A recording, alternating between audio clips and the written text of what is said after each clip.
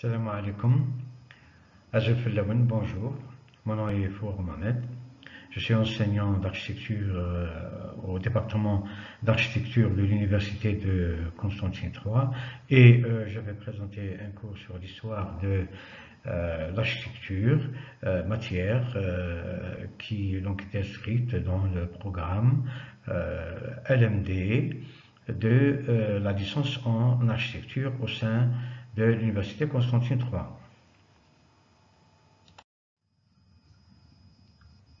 Ce cours donc va être sur l'architecture de la Grèce antique en tant que thème.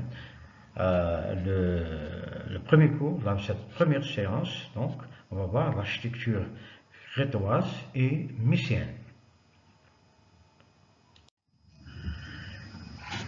Les Grecs ont créé un vocabulaire du détail architectural en pierre qui va rester pendant plus de 2000 ans une référence fondamentale, non seulement pour l'architecture occidentale, mais pour toute l'architecture du monde. Les Romains vont reprendre durant la période hellénistique ce vocabulaire dans leurs nombreux types d'édifices. Après une éclipse durant le Moyen-Âge, le langage gréco-romain est redécouvert à la Renaissance au XVe siècle. Il sera ensuite affiné, théorisé et généralisé grâce à l'architecture néoclassique à partir du XVIIIe siècle. Il deviendra un style universel. L'architecture moderne tentera de le remettre en cause, ce langage hérité de l'Antiquité. Ce vocabulaire sera renouvelé grâce d'abord à la conservation, donc vers la fin des années 70, le début des années 80, et ensuite aux tendances historicistes qui apparaîtront à partir des années 80. En Algérie, les vestiges romains font partie de notre mémoire. Les Algériens vont hériter de la période coloniale d'un très grand nombre de bâtiments classiques. Ils sont construits sur notre sol, donc ils nous appartiennent. Alors ici, donc, dans cette diapo, une chronologie de l'histoire de l'architecture de la Grèce antique. Et c'est aussi les différentes phases qu'on a retenues dans le cours. Donc on a d'abord l'époque crétoise et mycéenne, donc voilà, qui va de 3000 à 1200 avant notre ère. Ensuite on a l'époque archaïque qui va de 1100 avant notre ère à 534 avant notre ère. Ensuite on a l'époque classique qui va de 508 à 308 avant notre ère, et finalement l'époque hellénistique qui va de 338 à 30 avant notre ère. Voilà, ce sont aussi les différents cours qu'aujourd'hui on va voir l'époque crétoise et mycéenne. Donc cette époque crétoise et mycéenne, on l'appelle aussi donc les civilisations pré-helléniques. Et donc on va d'abord voir donc l'architecture crétoise. Donc tous ces événements vont se passer sur l'île de Crète pour donc ensuite aller sur le continent. Alors à mon avis, voilà donc une carte qui nous montre donc la mer Égée où beaucoup d'événements se sont déroulés donc tout autour de cette mer durant les 3e et 2e millénaires avant notre ère. Donc sur tous les littoraux de la mer Égée, un grand nombre d'aménagements permanents pour la défense et pour l'habitat vont être édifiés. Au 3e millénaire, dans Troie, donc la cité de Troie, domine une architecture militaire. L'acropole de Troie, qu'on voit sur cette diapo en reconstitution, donc en haut de la diapo, l'acropole de Troie donc, est défendue par de solides murailles de briques et une structure en bois. Les dirigeants donc, possèdent une habitation avec un plan rectangulaire, comme on voit dans la diapo en dessous. L'habitation incorpore un méga-rang, parce qu'il y a un espace spécial au sein de l'habitation. Le reste de l'habitation consiste en un porche, une entrée, une salle, avec un espace central. Les civilisations préhelléniques. Alors la Crète, donc l'île de Crète, est occupée dès le 6e siècle millénaire par une population d'origine inconnue. Alors vers 2000 avant notre ère, on va voir le développement d'une civilisation prospère et éclatante, comme l'attestent donc les vestiges de palais non fortifiés et imposants d'un luxe raffiné. Leur riche décoration est très libre d'expression et pleine de joie de vivre. Dès le début du 2e millénaire avant notre ère, l'agriculture va prospérer sur cette île de Crète et elle sera défendue par une puissante armée navale. C'est en Crète que se trouve dans de grands palais une architecture très raffinée. Alors, toujours concernant les civilisations préhelléniques, donc la monarchie crétoise est dite donc minoenne.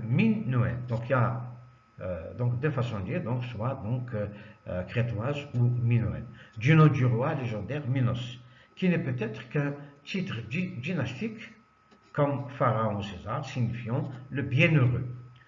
La civilisation minoenne connaît une grande prospérité au cœur de la Méditerranée. Elle fait office de carrefour commercial dynamique entre les différentes côtes qui l'entourent. Vers 1700 avant notre ère, la ville de Knossos devient le centre du pouvoir, donc la capitale. On a retrouvé de nombreux documents dans l'écriture, le linéaire A, qui n'a pas encore été déchiffré. Alors, voici ce que dit Thucydide, historien grec du 5e siècle avant notre ère. Minos est le plus ancien personnage connu par la tradition, qui est une flotte et conquis pour la plus grande partie la maîtrise de la mer aujourd'hui grecque. Il imposa sa domination sur les Cyclades et installa dans la plupart les premières colonies. L'île fut ensuite agitée par plusieurs séismes et dévastée vers 1400 avant notre ère par une guerre étrangère ou civile, puis réoccupée en partie 2 siècles plus tard. Les archéologues ont coutume d'appeler la période qui s'étend de 2000 à 1700 avant notre ère la période des premiers palais. Ces édifices sont mal connus puisqu'ils ont été remplacés par les seconds palais. Ces palais, que l'on peut comparer à des temples orientaux, apparaissent comme des habitations de dimension relativement modestes dont les pièces s'articulent autour d'une cour rectangulaire. Un violent tremblement de terre qui explique probablement la destruction plus brutale des premiers palais. Les seconds palais sont construits sur le même site, mais ils présentent des dimensions plus importantes. Ils obéissent à la même logique architecturale en respectant un strict plan quadrangulaire autour d'une cour faisant office de puits de lumière. À Knossos, à Malia, à Phaistos, les palais qui n'ont aucun rôle militaire sont de subtiles compositions et dominent la rationalité architecturale. Le palais est le domicile du prince, dont le plan consiste en des espaces de réception de dimension modeste et des pièces privées bien aménagées afin de procurer la fraîcheur avec des cloisons embellies, avec de la décoration peinte et pourvues de salles de bain. Attenant au palais sont aménagés des magasins et des ateliers. Une organisation spatiale subtile de pièces et de couloirs qui forment des espaces utiles à la résidence du prince, à sa cour, aux nombreux domestiques qui sont assemblés en arrière d'une enceinte entourant le palais. Le grand patio central offre une liaison facile entre les différentes parties. La maçonnerie en pierre, bien qu'assez grossière, cache une façon de construire modeste sous un enduit soigné pour permettre des peintures assez expressives. Nous avons devenu un plan du palais de Knossos qu'on vient de décrire. On voit que il y a une organisation spatiale très dense autour d'une cour centrale. Alors nous avons beaucoup de fonctions donc, dans ce palais, y compris un théâtre. Donc ça, c'est donc, le plan du palais de Knossos. Des vues de l'intérieur du palais de Knossos, on voit il y a un grand raffinement, donc toutes les parois sont peintes, on voit des colonnes, surtout donc dans l'image en bas à droite, montrant donc le mégaron. Le plan de Phaïtos, donc voilà, un autre palais avec une organisation spatiale très riche et subtile. Alors, nous avons donc le plan et nous avons à gauche une vue donc, des vestiges qui restent du palais de Phaïtos. Alors, voyons maintenant comment étaient défendues donc, ces villes pré-helléniques. Alors, ce qu'on voit dans cette diapo, c'est un mur donc, très solide, donc un mur imposant, avec une circulation à l'intérieur du mur. Et on voit donc que ce mur, donc cette coupe du mur, nous indique que ces villes étaient fortifiées et ces villes devaient se défendre contre toute agression extérieure. La ville, donc la cité de Malia.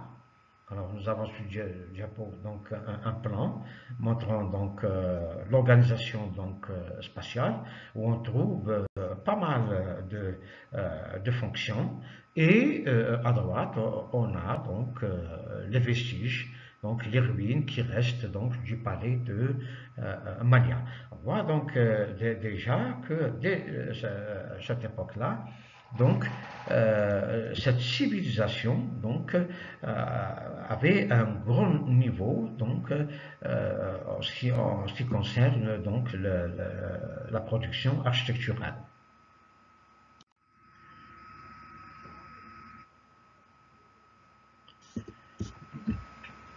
Donc, après l'architecture minoenne ou crétoise, donc, dont les événements donc, se sont passés sur l'île de Crète. Donc voilà, donc l'histoire va donc aller sur le continent avec l'architecture mycéenne et donc dans la période va de 1530 à 1200. Donc après la civilisation minoenne, c'est au tour de la civilisation mycéenne d'imposer sa suprématie sur la mer Égée. Alors, quelles sont les caractéristiques de l'architecture mycéenne? Alors que les Crétois donc, pratiquaient une architecture d'ouverture et de légèreté, les Mycéniens donc, vont privilégier l'aspect massif et défensif de leur construction. Les blocs utilisés sont si lourds que la légende rapporte que seuls les cyclopes étaient capables de les porter, d'où le terme cyclopéen. Les principales constructions sont des citadelles fortifiées. Elles tout simplement, traduisent les préoccupations essentiellement militaires des Mycéniens. Contrairement à l'art minoen, les palais mycéniens sont de petites dimensions. Ils obéissent au schéma du mégaron, soit une grande salle centrale autour de laquelle rayonne tout l'édifice. Alors, on a donc des exemples tels que donc, la porte des Lions de Mycène. On va voir maintenant donc, sur un diapo montrant deux félins se dressant de part et d'autre d'une colonne et marquent l'entrée du palais. La finesse de la sculpture et la légèreté de sa pierre traduisent une bonne connaissance des jeux de poussée. Alors, sur le continent, donc la civilisation mycéenne, donc vers 2000 avant notre ère, les Achéens, un des premiers peuples indo-européens, arrivent en Grèce et donc ils s'installent autour des villes de Mycène, Argos, Tyrinte et Pylos. Ces populations nouveau venues parlent le grec et créent une civilisation qui culmine entre 1400 et 1200 avant notre ère, caractérisée par des citadelles monumentales, fiefs de princes autonomes parfois coalisés autour du prince de Mycène. Ils soumettent la Crète et mènent des expéditions jusqu'au Proche-Orient et en Sicile. Voilà donc le plan du palais de Tyrinte à Mycène. Alors, nous voyons donc une riche organisation spatiale autour donc d'une cour. Voilà, on a donc toutes sortes d'espaces qui donc tout simplement indiquent de différentes fonctions. Alors on voit bien que le palais est entouré d'épais murs de fortification. Alors, voilà ce qu'on peut dire sur donc ce palais de Tyrinte. Alors quelques détails de la cité fortifiée de Mycène. Alors voilà donc les bas-reliefs des lions et en bas le plan de la cité, donc le plan de la cité de Mycène. En A donc on a le palais, donc en B donc c'est la muraille qui protège donc la ville. C c'est le mur d'enceinte. Donc voilà, il y a en fait deux murs qui protègent la ville. Et on a donc en D un sanctuaire, voilà, qui donc est le cercle des tombes royales. Donc voilà donc pour la ville de Mycène. Alors, toujours donc Mycène sur le continent. On voit sur cette diapo donc des vestiges récemment trouvés donc de la ville de Mycène. Donc, voilà, à partir du 7e siècle avant notre ère, imposée par le pouvoir des soldats, la résidence mycénienne est fortifiée avec une enceinte qu'on voit sur la diapo, construite en pierre, exécutée avec des blocs façonnés et assemblés, dont le tracé compliqué exprime une vision donc défensive du mur. Alors voilà ce qu'on peut dire sur cette premier cours sur l'architecture crétoise ou minoenne et l'architecture mycéenne. Alors là, donc voilà une sélection de références bibliographiques sur le thème spécialement. Merci de votre attention et au prochain cours.